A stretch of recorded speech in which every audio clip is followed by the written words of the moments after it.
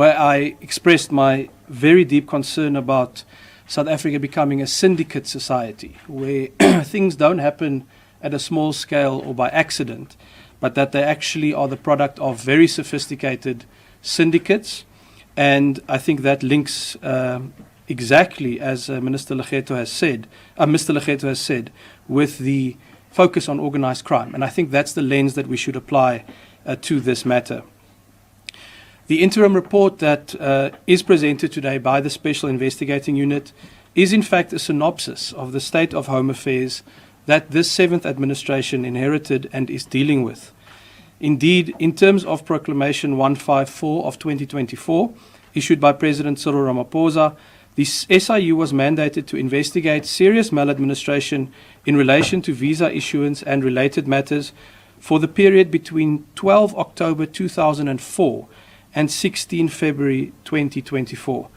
In other words, what the SIU has presented to us today is the result of up to 20 years of maladministration, malfeasance. And if you look at some of the timelines that they've shared, you can see how far back some of this actually goes. Over the past 20 months, however, under this administration, the Government of National Unity has moved with urgency and focus to address the root causes of these decades of damage.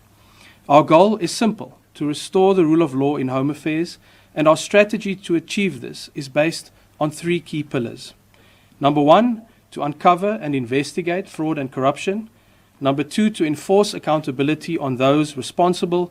And number 3, to use digital transformation to drive systemic reform that closes the scope for discretion, interference, and manipulation. In terms of Pillar 1, the SIU has indeed done invaluable work under this proclamation, which has shed light on the root causes of visa corruption to an extent we have never seen before. We believe in the expression that sunlight is the best disinfectant. What we need to all be clear about, fellow South Africans, is that this didn't start today. It is just the first time that we are seeing it in full color and fully exposed by the SIU. For the first time, the SIU has helped us, indeed, to shed light into the deepest and darkest crevices of these processes.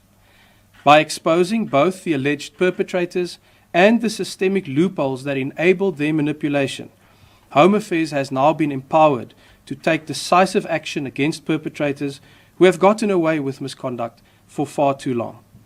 That is exactly what we are doing.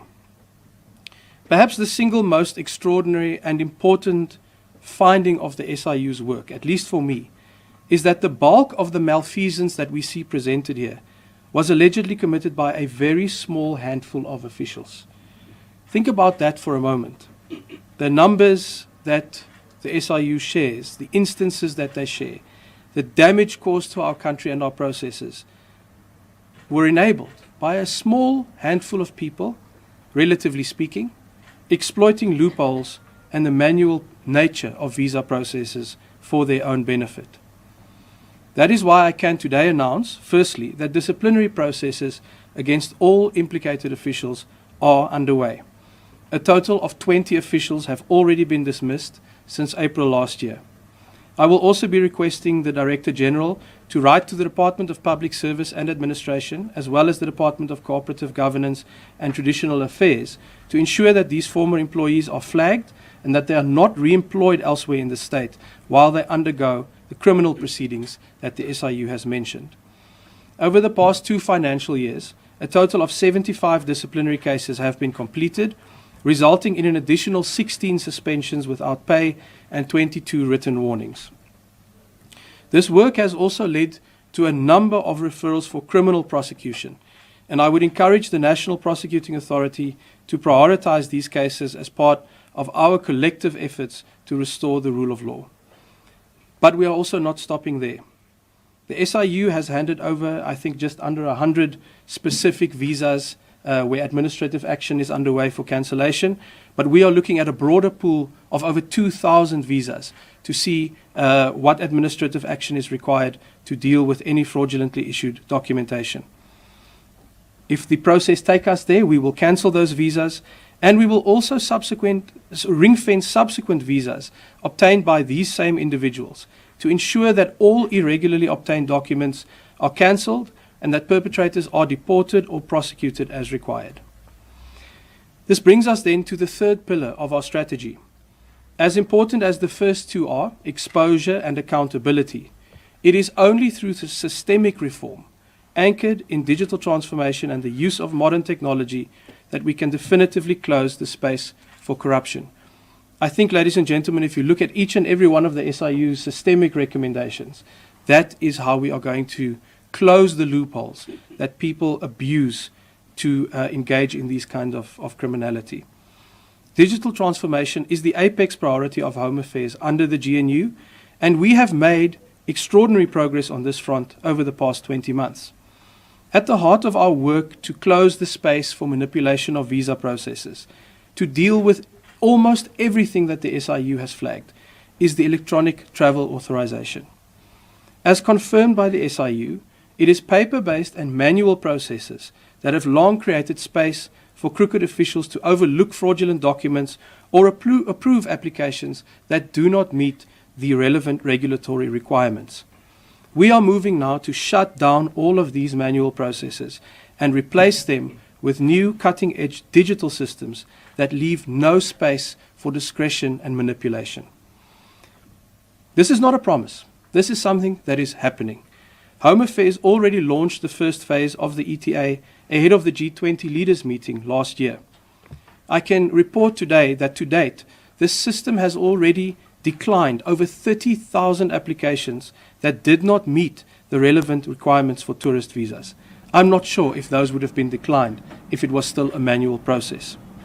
The ETA has this power, this capability, because it uses machine learning to verify the authenticity of documents like passports. There are 40 different parameters that the ETA checks when you upload your passport. You literally take a photograph and upload it to the ETA when you apply. 40 different aspects of your passport is checked, and we can know if that is a fake document. And we want to expand that capability to every other document that applicants have to submit. The ETA also uses biometric technology to match an applicant's face to their passport photo, which means that they cannot enter South Africa using fraudulent documents. In other words, your passport has to be authentic if you're a tourist, the face on your passport has to match the face of the applicant, and when you arrive in South Africa, the face of the person entering the country is checked again to make sure that it matches the face of the applicant. These are new capabilities that Home Affairs did not have prior to 2024. Following the release of today's SIU report, there can no longer be any doubt that the ETA is the single most powerful tool we have ever developed to clamp down on visa fraud. But our challenge now is to scale it up with urgency. Working together with the Border Management Authority and the South African Revenue Service, we are currently expanding facial recognition capabilities to all international airports and to our busiest land ports of entry. Once this work is complete, we will scale up the ETA to become the central entry point, firstly, for all tourist visas to South Africa. This means that we will shut down all other tourist visa processing, including at South African missions abroad. And I'm sure the SIU can indicate some of the challenges that go along with that space. But we're also not stopping there. Once this is complete for tourist visas, we will further expand the ETA to additional visa categories, including things like student visas, which is one of the main areas that have been affected by this malfeasance. By moving all visa processing into the ETA, we are closing each and every one of the loopholes that were previously exploited to grant non-qualifying or fraudulent applications. Let me give you one example. You'll find that 15 applicants use the same bank statement to apply for a visa.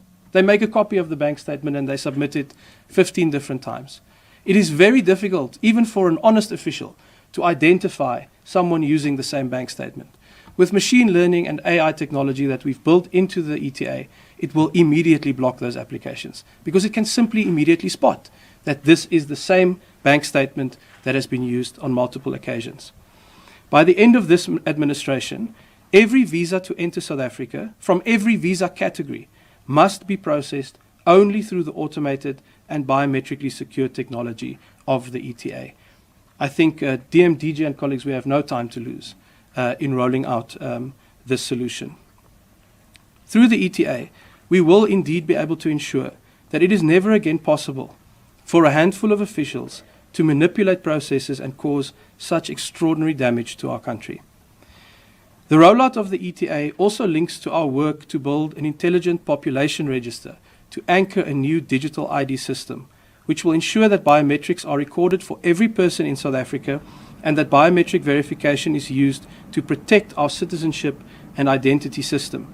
The SIU touched on some of these issues as it relates to passports, but the other one where photo swapping is a huge concern is the green ID book. We still have 16 million of those green ID books in use and in circulation, and it is only by rapidly replacing those documents with smart IDs, but also with digital ID technology that is all linked to your face in the same way that online banking operates, that we will be able to do away with the green ID book so that it no longer becomes a source of identity theft and fraud committed by illegal immigrants. In driving all of these reforms, we must, however, not forget the importance of culture change. It's not only about technology. It is about using technology in new and better ways. That is why I do want to take a moment to also thank and acknowledge the many hardworking officials who have embraced Team Home Affairs and our vision to build a digital-first organization based on our core values of ethical conduct, courageous action, innovative thinking, caring interactions, and solutions-oriented approaches. In addition to restoring the rule of law, the reforms we are driving also serve to protect ethical officials from these syndicates.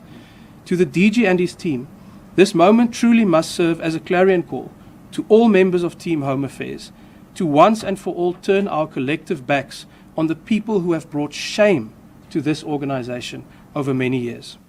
Now is the time for us to stand up and be counted firstly as proud South Africans who are determined to restore ethical conduct in all that we do. Ladies and gentlemen, this work done in collaboration with the SIU has been a watershed moment in Home Affairs' quest to restore the rule of law.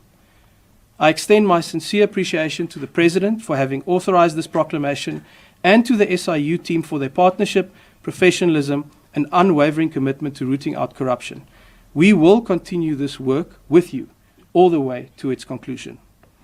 Above all else, the SIU has confirmed and reinforced that our commitment to driving digital transformation in order to close the space for discretion and manipulation is not only the correct strategy to eliminate visa corruption, but that it is also an urgent national priority.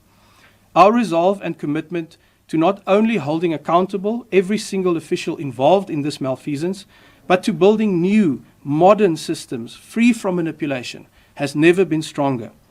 It is in this seventh administration that we have the opportunity to chart a bold new course forward. We now know that our strategy is the right one and that we are moving with determination in the right direction. What remains is for us to accelerate implementation, to ensure that the next 20 years of Home Affairs is far better than the previous 20. We will not rest until that work is complete. I thank you. Thanks for watching.